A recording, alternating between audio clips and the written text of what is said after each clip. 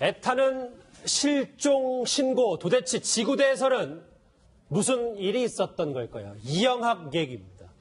이 살해당한 피해자 여중생 김양의 유족과 경찰 측의 진실 공방이 이어지고 있습니다. 무슨 얘기인지 황순 앵커가 먼저 소개를 해드립니다. 어금니 아빠 이영학 사건의 피해 여중생 어머니가 딸의 실종 신고를 할 당시 지구대 영상이 공개되면서 경찰에 대한 비난의 목소리가 더욱 커지고 있습니다. 지난달 30일 밤 11시 45분쯤 중랑경찰서 망우지구대에 피해 여중생 어머니가 도착했습니다. 친구를 만나겠다며 집을 나간 아이가 휴대폰까지 꺼놓고 돌아오지 않자 112에 먼저 신고를 한 뒤 구체적인 설명을 위해 지구대로 뛰어 들어온 겁니다. 지구대에 도착한 어머니는 딸이 이영학 딸과 만났다며 이 씨의 딸과 전화통화를 하는 모습이 포착됐습니다. 그런데 이에 대해 경찰에서는 지구대 안이 워낙 소란스러워서 몰랐다고 최초에 해명을 해왔는데요. 하지만 보시는 것처럼 어머니가 찾았을 당시 지구대 내부는 찾은 민원인이 4명 정도로 비교적 조용한 모습입니다. 영상을 보면 최초의 경찰 해명을 납득하기 매우 어려운 상황인데요. 뿐만 아니라 경찰은 어머니로부터 딸이 혼날 때 휴대전화를 끈다는 말을 들었다며 초기에 가출로 판단한 이유를 설명해왔습니다. 하지만 어머니의 최초 신고 녹취 내용을 보면 딸이 휴대전화가 꺼진 채 귀가하지 않은 것은 이번이 처음이라고 전하고 있습니다. 이렇게 초동 대응 단계에서 양측의 진술이 매우 엇갈리면서 진실규명에 대한 목소리가 높아지고 있습니다. 이영학 사건에 대한 속보는 화수분처럼 계속 나오고 있습니다. 이번에는 지구대 CCTV가 공개됐는데요. 사건 사고 전문가 두 분 제 왼쪽 오른쪽에 잘해주셨습니다. 어서 오십시오. 네, 안녕하세요. 네, 안녕하세요. 먼저 이종근 실장님, 저 경찰의 초동 대처 미흡에 대해서 여러 가지 말들이 많은데 저 CCTV로 인해서 우리가 그렇게 고지고대로 받아들여도 됩니까? 일단 이 CCTV에서 우리가 확인할 수 있는 건 있죠. 경찰이 뭐라고 했냐면, 자, 그 실종된 여중생의 어머니가 와서 신고를 했는데, 신고를 할 당시에 마지막으로 통화했던 이영학 씨의 딸과 통화를 하고 있었다는 거죠. 그런데 그걸 왜 인지를 못했느냐라고 경찰한테 했더니 경찰은 뭐라고 했냐면 당시에 너무 소란스러웠다. 처음에는 인지를 못했다 그러다 너무 소란스러워서 그 내용을 인지를 못했다라는 얘기가 있었는데 이 CCTV를 다시 한번 잘 보시면 사실은 그렇게 소란스러운 상황이 없었다는 것이죠. 옆에 남녀가 서 있었고 지금 와서 전화를 걸고 있고 그 다음에 좀 여유롭게 경찰들이 움직이고 있는 모습인데 만약에 저기서 뒤에 있는 그 사람들이 좀 소란을 피웠다거나 시끄럽게 했다면은 바로 이 CCTV에서 그 상황이 보였을 겁니다. 뭐 제지를 한다던가 아니면 경찰관들의 움직임이 조금 더 이렇게 바삐 움직였겠죠. 그런데 일단 이 음성은 안 들리지만 그럼에도 불구하고 화면상에서는 경찰이 이야기하는 소란스러운 상황을 판단할 수 없다는 겁니다. 문제는. 그래서 이 화면만으로는 경찰이 과연 인지하지 못한 이유가 소란스러웠기 때문일까라는 의문이 든다는 겁니다. 예, 김 교수님 또 한 가지 좀 지적을 받고 있는 게 사실 실종 수사를 하다 보면 그 피해자의 위치 추적을 먼저 한 뒤에 통화 내역을 좀 살펴봐야 누구랑 통화를 했는지 알 수 있을 것 같은데 이게 그걸 안 했다는 거예요. 그게 문제점인 거예요. 사실은 내가 볼 때 제가 판단할 때는 지구대가 시끄럽고 소란스러운지 여부는 그거 문제가 될 게 없어요. 그거는 핵심이 아니에요. 네, 핵심이 아니에요. 그리고 사실상 지구대가 뭐 4명만 있다고 그래서 조용한 건 아니에요. 무전이 계속 나오고 있기 때문에 지구대가 시끄럽다는 건 경험해본 사람은 다 알아요. 예, 그건 제가 판단할 때 문제가 아니고요. 이 신고를 최초에 받은 경찰관이 단순 가출을 생각했다는 그 자체가 이제 우선 문제가 될 것 같고요. 사건의 심각성을 몰랐다. 그리고 이 사람은 어떤 생각을 했냐면 이 휴대폰이 피해 김양의 휴대폰이 최종적으로 어디에서 오프됐는지 꺼졌는지 그 위치를 파악하는 게 1번이었을 거예요. 통화 내역보다도 통화 내역을 또 뽑아내려면 영장이 필요해요. 그러니까 파출소에서 할 수 있는 일이 아닙니다. 그거는. 그러니까 아마 이것도 지구대 경찰관이 빨리 119에 가서 경찰한테 권한을 안 주고 있어요. 지금.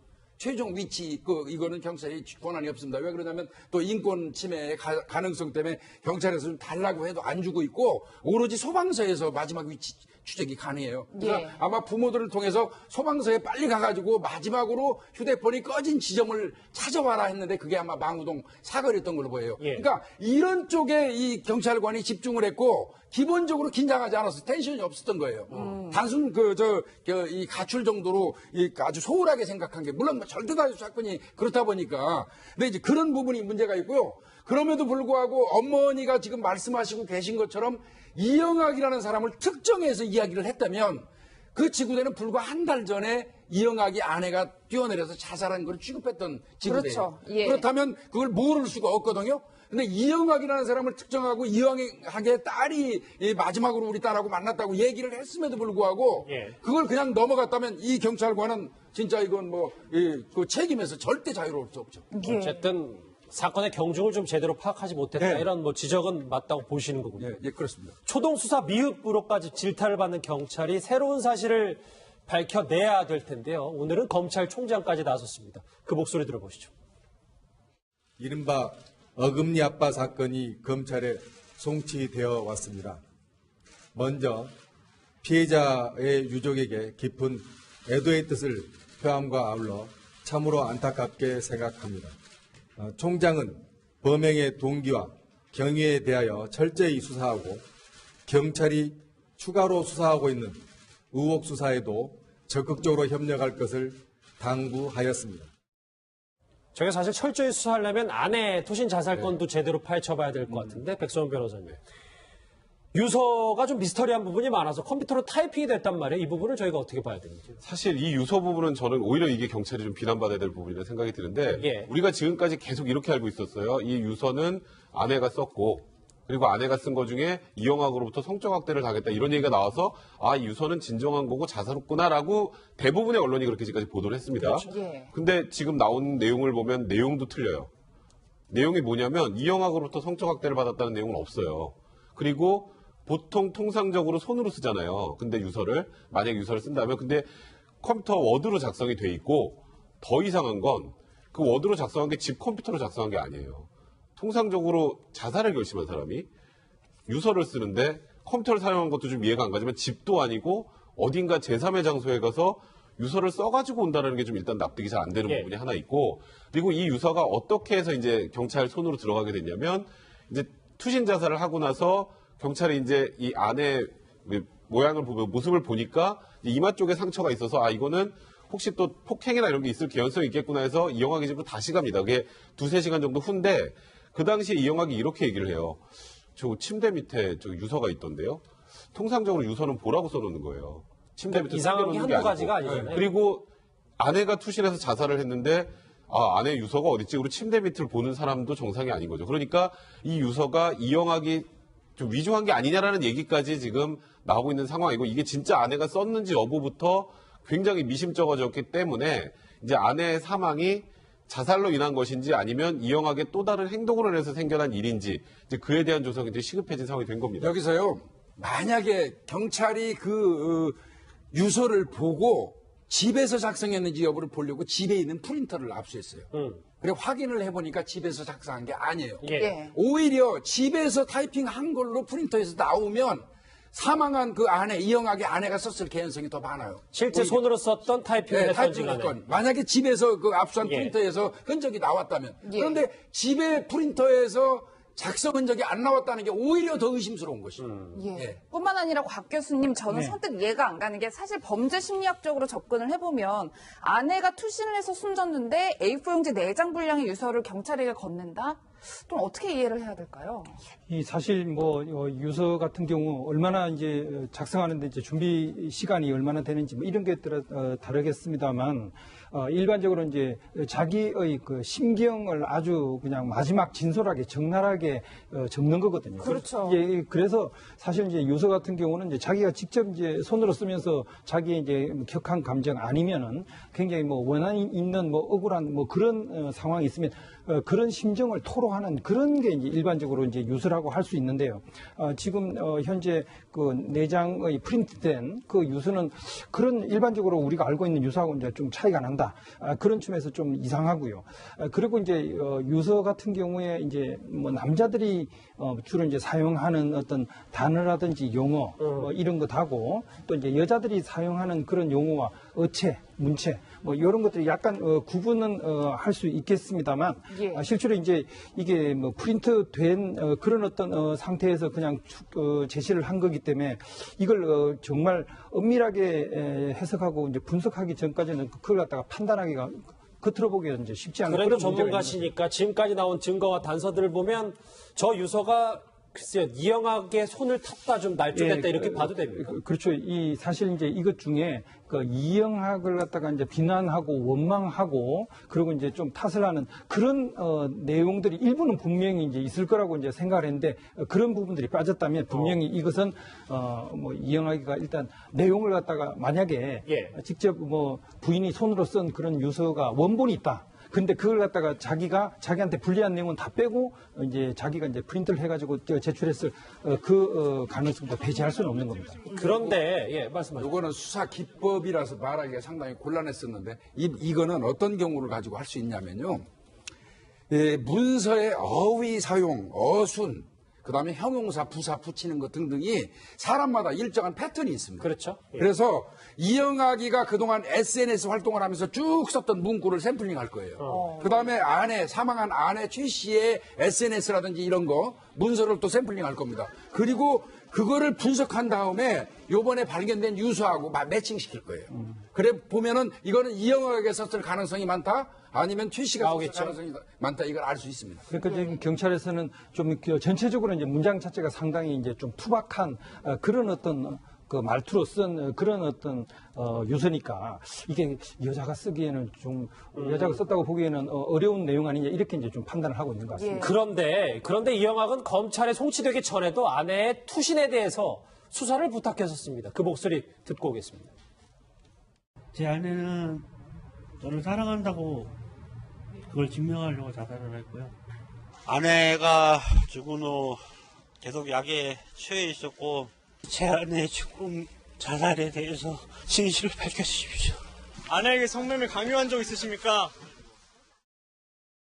김 교수님 실제로 전담팀까지 꾸려서 지금 아내의 죽음에 대해서 새롭게 수사를 하겠다는 지금 의지를 비쳤는데 이대로라면 사실 기존의 이영학의 아내 자살 방조 혐의에서 조심스럽지만 타살 혐의까지 갈 수 있다. 뭐 저희가 이렇게 볼 수 있어요. 그렇게 볼 수 있죠. 만약에 유서가 실질적으로 사망한 최 씨가 쓴 게 아니고 이영학이가 대필해가지고 제출한 거라면 저거는 타살의 가능성이 농후하다고 봐야 됩니다. 그래서 이제 그것까지 지금 아마 보고 지금 수사를 강력팀에서 붙어가지고 하고 있습니다. 그러니까 유서를 조작했다는 건 그만큼 본인이 숨길 게 많았다는 거고요. 적어도 뭐 이렇게 얘기하더라고요. 적어도 안에서 어떤 폭행이 있어가지고 아내가 화장실을 도주한 다음에 거기서 급하니까 뛰어내리다가 사망했을 가능성도 일부 있다. 이렇게까지 추정을 하더라고요.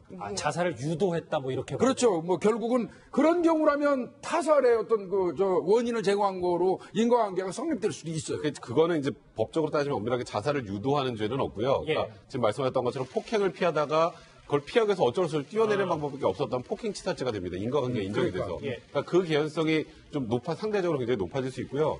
이영학의 행동을 쭉 보면 이영학이 아내가 투신한 상황에서 바깥에서 나와 있는 그 영상 지금 많이 나오잖아요. 그렇죠. 그 영상에서 그냥 구경꾼입니다. 아내가 죽은 게 아니에요, 이 사람한테는. 알겠습니다. 그냥 전화하고 그러다가 갑자기 한 며칠이 지나서 갑자기 아내 영정사진을 두고 울면서 또 아내를 사랑한다고 하고 그러게요. 그리고 또 지금 나와서 아내의 죽음을 철저히 밝혀달라. 아내가 나를 사랑해서 자살한 것이다. 그러니까 아내와 나는 정말 사랑하는 사이고 나는 아내의 죽음과 관계가 없다는 걸 계속 강변하려고 해요. 그렇죠. 근데 하는 행동은 좀 달라요. 근데 그러다 보니까 이 아내의 죽음과도 이영학이 어떤 방식으로든지 관련성이 있어 보인다라는 게 지금 수사에 관련된 분들의 근데 곽 교수님 얘기죠. 말씀하셨던 것처럼 아내 죽음과 관련됐는데도 불구하고 검찰 송치되기 전에 아나 수사 똑바로 해달라고 부탁하는 건 무슨 심리예요? 그러면? 결국 지금 현재 사회적인 어떤 비난의 화살이 이제 자기에게 이제 집중되고 있는 이런 상황에서 자신의 책임을 갖다 좀 다른 쪽으로 전가를 하고 그리고 비난을 좀 분산하려고 하는 그런 심리가 이제 깔려 있고요. 특히 이제 그 의붓 시아버지 이영학의 그 어머니의 현재 이제 동거남 그분이 뭐 성폭행한 그런 쪽으로 이제 자꾸 이야기를 해가지고 그쪽으로 좀 책임을 갖다가 이제 분산시키려고 하는 그런 심리가 깔려 있는 것 같습니다. 지금 현재 만약에 이영학이가 했던 그 모든 일들이 다 밝혀지게 된다면 뭐 자기가 도저히 이제 감당할 수 없는 그런 어떤 사회적인 비난에 이제 직면을 하게 되니까 약간 어떻게 하든지 물길을 네. 바꾸는 듯한. 그래, 자꾸 이제 비난의 화살의 방향을 갖다 자꾸 이제 틀라고 애를 쓰고 있는 그런 심리가 아닌가 생각합니다. 예. 어쨌든 김 교수님 사실 지금 아내 시신에 대한 부검까지 맞춰진 네. 상태예요. 네. 그래서 이영학이 아내의 죽음에 얼마나 연관성이 있는지 밝혀내는 데는 좀 쉽지 않겠다 이런 생각이 드는데. 그런데 일단은 부검하는 과정에서 이마에 있는 열창이 나왔기 때문에 경찰이 그나마도 내사에 착수를 한 거예요. 그나마도 부검하면서 이마에 있는 열창이 어떤 타인에 의해서 난 외부 요인이라고 이게 판정이 안 나왔다면 경찰이 아마 내사도 안 했을 겁니다. 그래서 부검은 그만큼 뜻이 의미가 있다고 보고요. 예. 저는 이제 이 사건은 보니까요. 아내가 뛰어내리고 난 다음에 바로 나오는 사람이 딸하고 이영학이에요. 예. 그럼 바꿔서 얘기하면 딸은 그 당시에 아내가 뛰어날 당시에 집에 있었어요. 목격자잖아요. 예, 목격자입니다. 이 진짜 사실 이 사건은 우리가 왈가왈부할 필요도 사실은 없어요. 이 양만 제대로 그 데려다가 조사한다면 키맨입니다. 근데 그때도 네, 저 여중생 본인 친구 얘기도 계속 왔다 갔다 하면서 수사가 꼬였었잖아요. 그러니까요. 저 의도적으로 그 속이고 그래서 사실은 경찰이 14살임에도 불구하고 또 일정 부분 아버지로부터 강압에 의한 그 학대 피해자라고 인식을 하면서도 그럼에도 불구하고 경찰이 신병 확보를 하기 위해서 구속영장을 신청했던 이유가 바로 완전히 신병 확보를 해가지고 최고의 키맨이기 때문에 이 양을 상대로 조사를 하고자 했던 거거든요. 근데 지금 형집에 가가지고 자꾸 사건이 좀 꼬이고 있는 그런 부분이 있고요. 저 이제 마지막으로 한마디만 좀 드리겠습니다. 경찰이 지금 이 사건을 대하는 태도 참 잘못됐어요. 예. 이게 아까 우리 백 변호사님 말씀하셨지만 일주일 동안 그 오브웨이에서 유서, 성폭행 뭐 이런 거 등등을 일주일 내내 대한민국에 있는 모든 방송이 얘기하고 있는데 명백히 그 유서가 프린터고 그다음에 이영학이가 성폭행한 사실이 없다는 걸 알면서도 일주일 내내 방송을 하는데 그게 무슨 수사기밀이라고 언론기관에 알려주지 않습니까? 그거 왜 그런 겁니까? 경찰이 이게 국민의 알 권리를 충족시킬 의무도 있는 게 그 국가기관의 의무예요. 근데 왜 그까지 그 수사기밀 중에도 끼지도 못하는 걸 말이죠. 그 언론에다 말하지 않고 그냥 무작정 숨기는 형태로 하다가 뭐 얘기 요만한 것만 해도 경찰 다 의심하지 않습니까 이제는. 알겠습니다. 예. 곽 교수님 사실 이제 이 양이 키맨이다라는 말씀해 주셨는데 저는 참 우려가 되는 점이 굉장한 종속 관계에 있다 이영학과 이런 지적들이 있었고 프로파일러가 아빠에 대해서 조금만 도덕적 비난을 해도 굉장히 분노를 했다는 거예요. 이런 와중에 불러다 조사를 한다고 엄마의 죽음에 대해서 명백하게 이야기할 가능성이 있을까요? 사실 이제 이 부녀 관계 아버지하고 이제 딸의 관계가 아주 이제 일방적인 의존 관계다. 그리고 이제 자기가 이제 말하는 거나 이제 행동하는 모든 것들이 이제 아버지에서 이제 통제를 받는 그런 관계이기 때문에 상당히 뭐 좀 어렵겠지만 그래도 경찰이 포기하지 말고 시간을 두고 그리고 또 이 아이의 어떤 심리 변화를 갖다 좀 유도하면서 좀 설득하는 과정도 있고 안정된 속에서 이제 반드시 진실을 갖다 찾아내기 위해서 최선의 노력을 다하는 게 필요하다고 생각합니다. 예. 자, 이영학 씨의 딸과 관련해서 저도 되게 조심스럽게 해야 된다고 생각을 하는데 문제는 이겁니다. 어머니의 죽음도 사실은 문제가 있어요. 어머니가 투신을 했는데 아까 왜 전화했다고 그랬잖아요. 전화를 이영학 씨만 전화를 한 게 아니에요. 이영학 씨의 딸도 어머니가 죽었는데 보니까 그 화면을 잘 보시면 전화를 하면서 이렇게 가리고 전화를 제일 먼저 하거든요. 예. 그 전화를 이영학 씨가 뺏어서 전화를 계속 합니다. 그러니까 어머니가 죽었는데 누구한테 과연 이영학 씨의 딸이 그렇게 즉시 숨기고 전화를 했는가. 이것도 역시 사실은 어머니의 죽음과도 관련이 없다고 볼 수 없거든요. 그래서 사실 재차 구속영장을 집행할 가능성이 있다고 하는데 저는 그 딸과 관련해서도 좀 더 수사를 집중적으로 해야 된다고 생각합니다. 예. 김복준 교수님, 곽대현 교수님 그리고 이종우 실장님은 여기서 인사를 드리겠습니다. 고맙습니다. 지구대 내부는 찾은 민원인이 4명 정도로 비교적 조용한 모습입니다. 영상을 보면 최초의 경찰 해명을 납득하기 매우 어려운 상황인데요.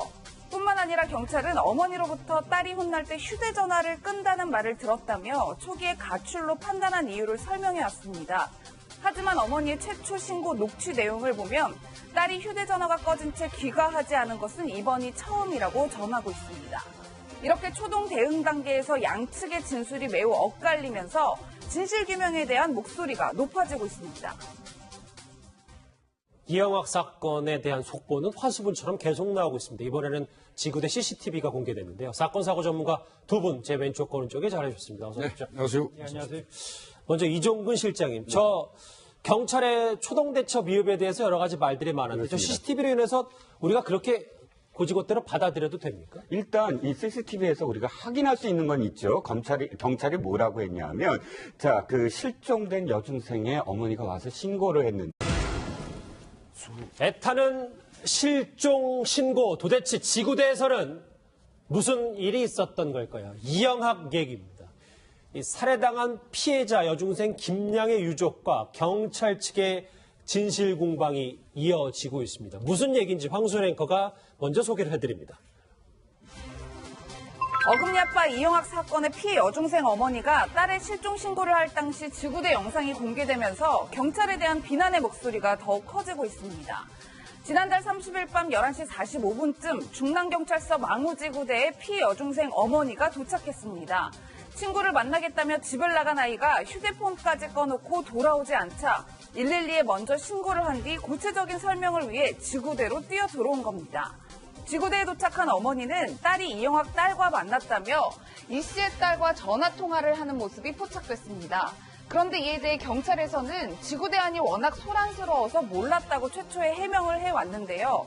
하지만 보시는 것처럼 어머니가 찾았을 네, 신고를 할 당시에 마지막으로 통화했던 이영학 씨의 딸과 통화를 하고 있었다는 거죠. 그런데 그걸 왜 인지를 못했느냐라고 경찰한테 했더니 경찰은 뭐라고 했냐면 당시에 너무 소란스러웠다. 처음에는 인지를 못했다 그러다 너무 소란스러워서 그 내용을 인지를 못했다라는 얘기가 있었는데 이 CCTV를 다시 한번 잘 보시면 사실은 그렇게 소란스러운 상황이 없었다는 것이죠. 옆에 남녀가 서 있었고 지금 와서 전화를 걸고 있고 그 다음에 좀 여유롭게 경찰들이 움직이고 있는 모습인데 만약에 저기서 뒤에 있는 그 사람들이 좀 소란을 피웠다거나 시끄럽게 했다면은 바로 이 CCTV에서 그 상황이 보였을 겁니다. 뭐 제지를 한다던가 아니면 경찰관들의 움직임이 조금 더 이렇게 바삐 움직였겠죠. 그런데 일단 이 음성은 안 들리지만 그럼에도 불구하고 화면상에서는 경찰이 이야기하는 소란스러운 상황을 판단할 수 없다는 겁니다. 문제는. 그래서 이 화면만으로는 경찰이 과연 인지하지 못한 이유가 소란스러웠기 때문일까라는 의문이 든다는 겁니다. 예, 김 교수님 또 한 가지 좀 지적을 받고 있는 게 사실 실종 수사를 하다 보면 그 피해자의 위치 추적을 먼저 한 뒤에 통화 내역을 좀 살펴봐야 누구랑 통화를 했는지 알 수 있을 것 같은데 그걸 안 했다는 거예요. 그게 문제점인 거예요. 사실은 내가 볼 때 제가 판단할 때는 지구대가 시끄럽고 소란스러운지 여부는 그거 문제가 될 게 없어요. 그거는 핵심이 아니에요. 네, 핵심이 아니에요. 그리고 사실상 지구대가 뭐 4명만 있다고 그래서 조용한 건 아니에요. 무전이 계속 나오고 있기 때문에 지구대가 시끄럽다는 건 경험해본 사람은 다 알아요. 예, 그건 제가 판단할 때 문제가 아니고요. 이 신고를 최초에 받은 경찰관이 단순 가출로 생각했다는 그 자체가 이제 우선 문제가 될 것 같고요. 사건의 심각성을 몰랐다. 그리고 이 사람은 어떤 생각을 했냐면 이 휴대폰이 피해 김양의 휴대폰이 최종적으로 어디에서 오프됐는지 꺼졌는지 그 위치를 파악하는 게 1번이었을 거예요. 통화 내역보다도 통화 내역을 또 뽑아내려면 영장이 필요해요. 그러니까 파출소에서 할 수 있는 일이 아닙니다. 그거는. 그러니까 아마 이것도 지구대 경찰관이 빨리 119에 가서 경찰한테 권한을 안 주고 있어요. 지금. 최종 위치, 이거는 경찰이 권한이 없습니다. 왜 그러냐면 또 인권 침해의 가능성 때문에 경찰에서 좀 달라고 해도 안 주고 있고 오로지 소방서에서 마지막 위치 추적이 가능해요. 그래서 아마 부모들을 통해서 소방서에 빨리 가가지고 마지막으로 휴대폰이 꺼진 지점을 찾아와라 했는데 그게 아마 망우동 사거리였던 걸로 보여요. 그러니까 이런 쪽에 이 경찰관이 집중을 했고 기본적으로 긴장하지 않아서 텐션이 없었던 거예요. 단순 이 가출 정도로 아주 소홀하게 생각한 게 물론 절대 다수 사건이 그렇다 보니까 근데 이제 그런 부분이 문제가 있고요.